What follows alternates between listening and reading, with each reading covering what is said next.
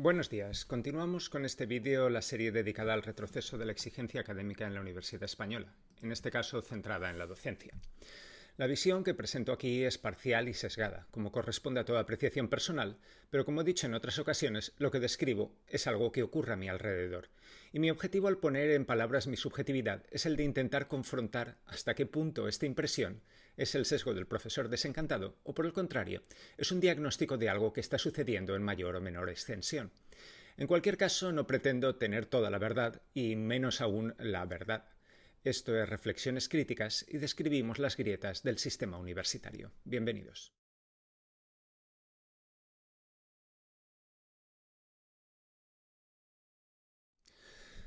Comencemos diciendo que la universidad actual ofrece una docencia de mucho mayor calidad que la que viví como estudiante. Independientemente de profesores excepcionales que se dan en todas las épocas, la docencia actual está mucho más normalizada.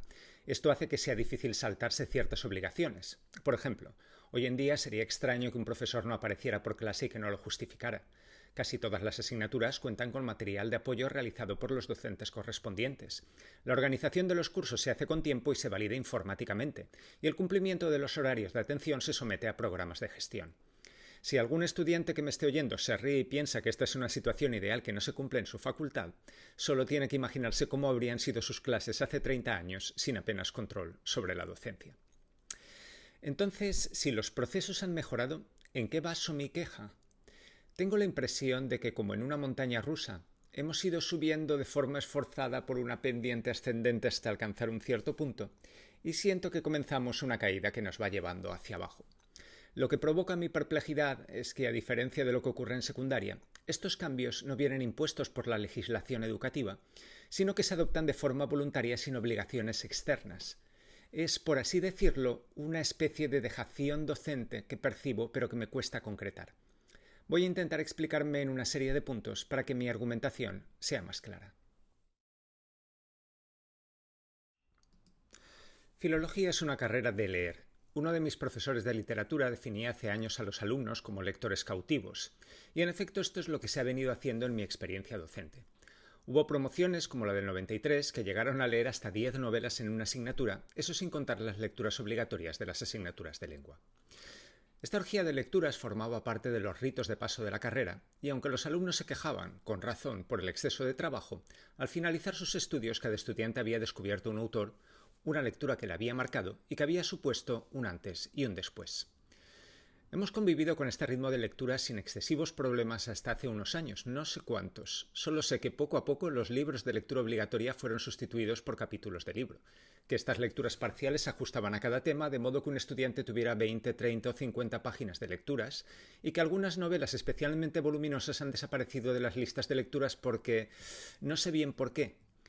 Esto ha sucedido, repito, sin imposiciones externas, sin legislaciones que obliguen y sin inspectores que fiscalicen. Es como si el cuerpo de profesores se sintiera avergonzado del nivel de exigencia anterior y pensara que se podía conseguir los mismos resultados siendo un poco menos estrictos. Cierto es que la actitud de los estudiantes tampoco es muy proclive a la lectura y que existen resúmenes de cualquier lectura obligatoria en múltiples formatos, por lo que el que no quiere trabajar tiene cada vez más medios a su alcance para hacer como que ha leído. Pero lo que me preocupa es que, cuando dividimos en partes una obra, el saber se fragmenta. No está mal que nuestros alumnos coman un trozo de lomo. El problema es que no conozcan que ese lomo viene de una vaca.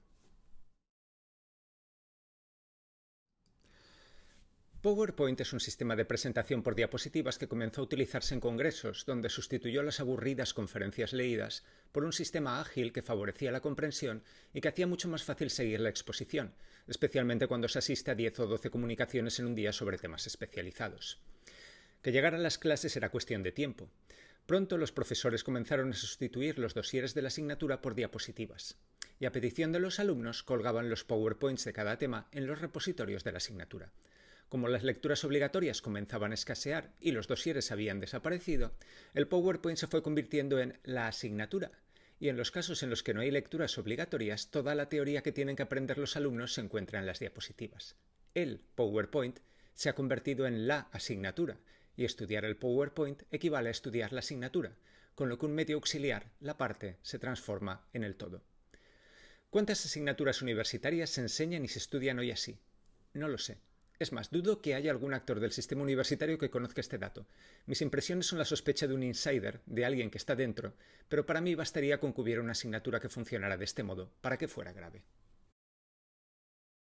Esto no quiere decir, entiéndase, que usar PowerPoint en clase sea malo, que no ofrezca ventajas, ni tampoco que no existan profesores que enseñen maravillosamente bien mediante PowerPoint. Lo que quiero decir es que esta estrategia ha producido consecuencias indeseadas y en este sentido me parece un ejemplo paradigmático del tipo de cambios que marcan la involución de la universidad, que resumiré como un proceso de 3 fases. 1. Se comienza por una buena idea, el PowerPoint, que se ha demostrado útil y eficiente en un caso particular, presentar información compleja en congresos y charlas. 2. Se extiende dicha idea con carácter general, en nuestro caso, a las clases. 3. Dicha extensión produce consecuencias indeseadas, como fragmentación y simplificación de las materias, frente a la conciencia de complejidad que debería animar la docencia universitaria, porque permite un uso espúreo a actores del sistema que quieren jugar el juego del menor esfuerzo. A los procesos anteriores se suma la pérdida de peso que tienen los exámenes en la nota final. De ser el único elemento para la nota se pasó con Bolonia la obligatoriedad de que un 20-30% de la nota final se basara en actividades prácticas. Posteriormente esta horquilla se flexibilizó hasta que las actividades de clase pasaron a ser un 40% de la nota final. Por último, esta semana previsiblemente aprobaremos en mi unidad docente que para ciertas asignaturas el peso de las actividades llegue a un 70% de la nota final si el profesor así lo decide. Aquí podríamos preguntarnos qué tiene de malo que una asignatura teórico-práctica se evalúe principalmente a través de actividades. Sería algo coherente con el tipo de materia, se ajustaría a la renovación docente y seguiría las tendencias generales en enseñanza. Esto puede ser cierto, pero me interesa resaltar 2 aspectos. ¿Qué se pierde al disminuir el peso de los exámenes finales y en qué pueden consistir estas actividades que lo sustituyen? Los exámenes escritos, parciales o finales, son ejercicios que obligan al alumno a procesar y organizar una gran cantidad de información, lo que implica un trabajo de síntesis y de selección. En la prueba escrita hay que saber qué es relevante y qué es accesorio. Este trabajo, cuando se hace bien, obliga al alumno a un estudio personal y reflexivo, y es el tipo de actividad que se requiere, por ejemplo, para aprobar unas oposiciones. Al enfrentarse a exámenes con gran cantidad de materia, los estudiantes mantienen una visión comprensiva de la asignatura, especialmente si en el examen se incluyen manuales o trabajos introductorios, y se preparan para pruebas superiores, como las oposiciones. Este trabajo de reflexión y selección que se realiza en la habitación de estudio de cada alumno es lo que se pierde al disminuir el peso de los exámenes escritos. Pero vayamos a las actividades. ¿En qué consisten? Normalmente en pequeños trabajos vinculados a cada tema del temario que se entregan en fechas fijas en la plataforma de la asignatura y forman lo que se llama el portfolio, palabra que por ser inglesa parece mucho más respetable que la española agenda. Un estudiante realiza varias actividades para conseguir los 2, 3 o 4 puntos de la nota final. Entre paréntesis, asumimos que cada estudiante realiza de forma personal sus actividades. No creemos que se hagan de forma colectiva, que se busquen soluciones por la red, que se respondan usando una inteligencia artificial o que consistan en un corte y pega de 2 o 3 páginas de referencia. Y en el caso de que si fuera, estamos seguros de que los profesores tienen preparado un operativo para la detección de todos estos tipos de plagio en el que invierten tiempo y esfuerzo. Lo responsable es que el profesor corrija todas las actividades y que se las devuelva al estudiante para que tenga una respuesta y sepa qué ha hecho bien y qué ha hecho mal. Pero aquí se plantea una disyuntiva. Si los grupos tienen 50 o 60 estudiantes, por cada estudiante hay 3 o 4 actividades y esto se repite por 3 o 4 asignaturas, el número de trabajos que hay que corregir se acerca a 1000. Así que aquí se abren 2 alternativas. La primera consiste en corregir todas y cada una de las actividades con esfuerzo y dedicación. Y la segunda, basta con subir el trabajo a la plataforma en la fecha indicada para que automáticamente cuente con la nota máxima.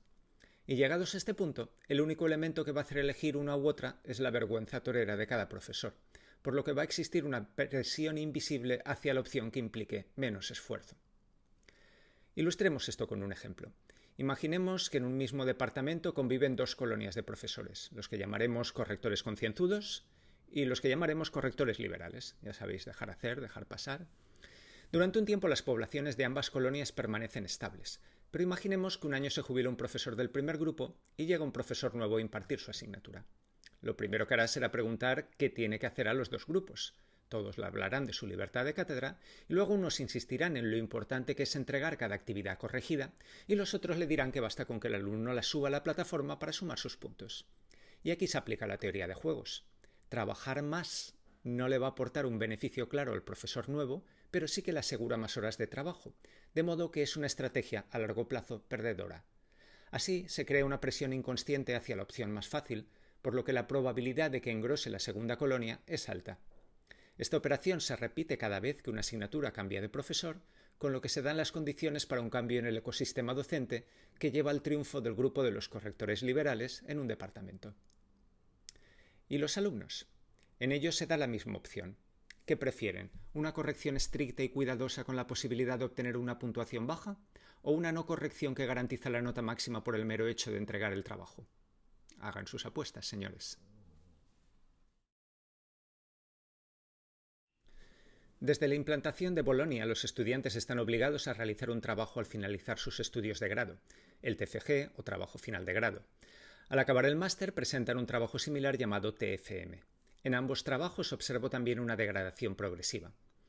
Cuando se implantó, muchos lo entendimos como un inicio hacia la investigación. En mi caso, por ejemplo, el TFG servía para que el estudiante aprendiera a leer y resumir la bibliografía especializada y el TFM para que se iniciara en plantear y resolver preguntas de investigación. Pero claro, el TFG lo tienen que hacer todos los estudiantes de la promoción, tanto los de matrícula como los que aprueban justito. Y todos los profesores son directores, tanto los que lideran grupos de investigación como los que no publican desde hace años, los que se preocupan por la docencia y tienen reuniones periódicas con sus estudiantes, y los que podemos llamar directores ausentes, que no conocen el trabajo que supuestamente están dirigiendo. El resultado es que los TFG son muy desiguales. Su calidad depende de la tradición investigadora del departamento y del esfuerzo en la dirección puesto por el tutor. Una vez más, la calidad depende de una acción individual, en la que el esfuerzo no se premia y la falta de calidad no se castiga. Así que el emparejamiento entre estudiantes que no deseen trabajar y profesores que no quieran complicarse la vida es un match más claro que en First Dates. Evidentemente, para que el sistema funcione convenientemente engrasado, se hace necesario que las notas finales en general sean altas. Así las quejas se eliminan de la ecuación. Pero más allá de la acción individual, la acción colectiva va llevando al progresivo adelgazamiento de los TFG. Comenzamos hace 10 años con trabajos de 60 páginas y estamos ahora en 25.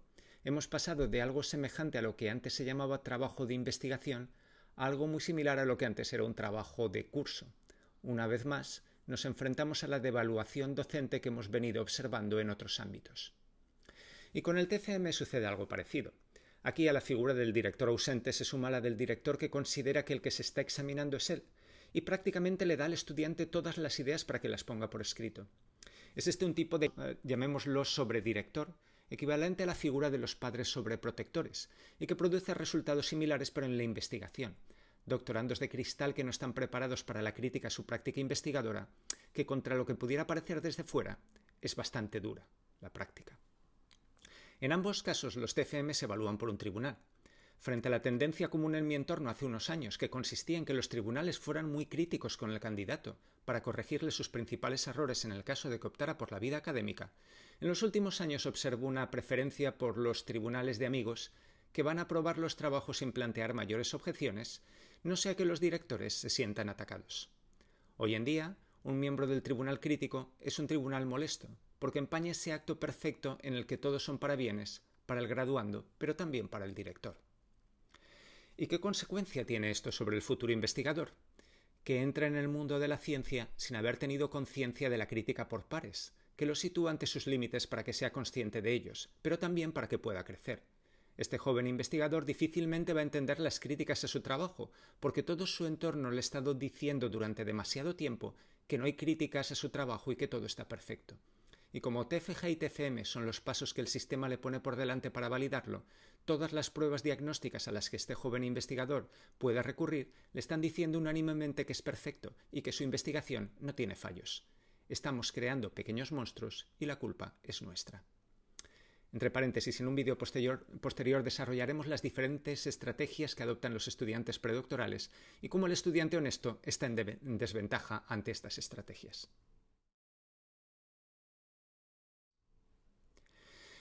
Estos son, en síntesis, los síntomas de mi malestar en la ciencia, que se basa en mis apreciaciones parciales y personales de la incipiente decadencia de un sistema que, si se evaluara con datos objetivos, aparecería como brillante y en expansión. Pero para entender mis palabras tenemos que hablar también de lo que creo que está ocurriendo en investigación. No en vano somos personal docente e investigador. Aquí también el trayecto de la montaña rusa muestra el inicio de una cuesta abajo. Pero eso será en el siguiente vídeo, que complementará, como un hermano gemelo, este. Muchas gracias.